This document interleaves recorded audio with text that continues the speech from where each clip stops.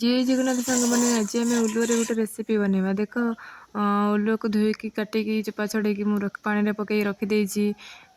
ତାପରେ ଏବେ ଆମେ ପ୍ରେସର କୁକରରେ ପାଣି ଦେଇକି ତାକୁ ଉଲୁଅକୁ ଆମେ ପକେଇଦେଲେ ତା ପିସ୍ ପିସ୍ କରି ଉଲୁଅକୁ ମୁଁ କାଟିକି ରଖିଥିଲି। ତାପରେ କଭର କରିକି ତାକୁ ଆମେ ପ୍ରେସର କୁକର 2ଟା ସିଟି ମାରିଦେବା। ତାପରେ ଆମେ ଟମାଟର 3ଟି ମୁଁ ନେଇଛି ଆଉ ପିଆଜ ଗୋଟିଏ।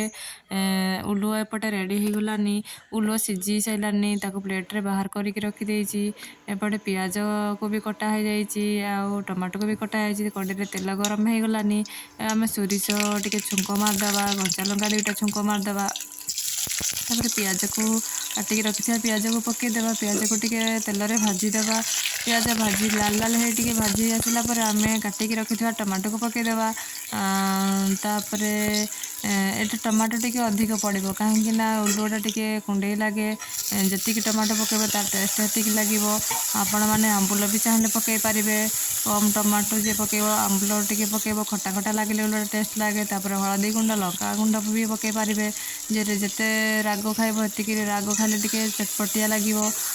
ଲୁଣ ଗୁଣ୍ଡ ବି ପକେଇଦେଲେ ଆମେ ସ୍ୱାଦ ଅନୁସାରେ ଲୁଣ ପକେଇବା। ତାପରେ ଆମେ ତାକୁ ଭାଜିଦେଲେ ପୁଣି ତାପରେ ମୁଁ ମସଲା ପ୍ରସ୍ତୁତ ହୋଇଯାଇଛି।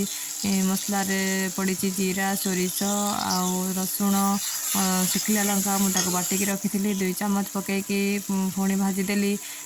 ଦେଖ ତାକୁ ଆମେ ପାଣି ଦେଇ ପୁଣି ଟିକେ ଫୁଟିବା ପାଇଁ ଛାଡ଼ିଦେବା। ତାପରେ ଉଲୁଅକୁ ମୁଁ ଏବେ ଚକଟିକି ରଖିଦେଇଛି। ତାପରେ ଆମେ ସେଇଥିରେ ଏବେ ଆମେ ଉଲୁଅ ପକେଇଦେବା। ଉଲୁଅକୁ ପକେଇକି ପୁଣି ଟିକେ ଏବେ ଆମେ ଗୋଳେଇଦେବା। ଗୋଳେଇକି ୟାକୁ ଆମେ କମ୍ ଆଞ୍ଚରେ କରିବା, କାହିଁକି ନା ଉଲୁଅଟା ଟିକେ ସେଇଥିରେ ପୁଣି ବେଶୀ ଟିକେ ସିଝିବା ଦରକାର। ନ ସିଝିଲେ ସେ କୁଣ୍ଡେଇ ଲାଗିବ ଉଲୁଅଟା। ୟାକୁ ଶୀତ ଦିନେ କଲେ ଦେଶୀ ଟମାଟୋ ସହିତ ଉଲୁଅ ବଢ଼ିଆ ଲାଗିବ। ଆଉ ଦେଶୀ ଟମାଟୋର ଉଲୁଅ ଟେଷ୍ଟ ବି ଆହୁରି ସ୍ୱାଦିଷ୍ଟ ଆସେ। ୟାକୁ ଡାଇବେଟିସ୍ ପେସେଣ୍ଟ ମାନେ ବି ଖାଇପାରିବେ। ଇଏ ବିନା ସାରରେ ଉଲୁଅ ହେଇଥାଏ। ତାପରେ ଦେଖ ମୁଁ ପଛରେ ଆମ୍ବୁଲ ଟିକେ ପକେଇ ଦେଇଛି ଖଟା ଖଟା ଲାଗିବା ପାଇଁ।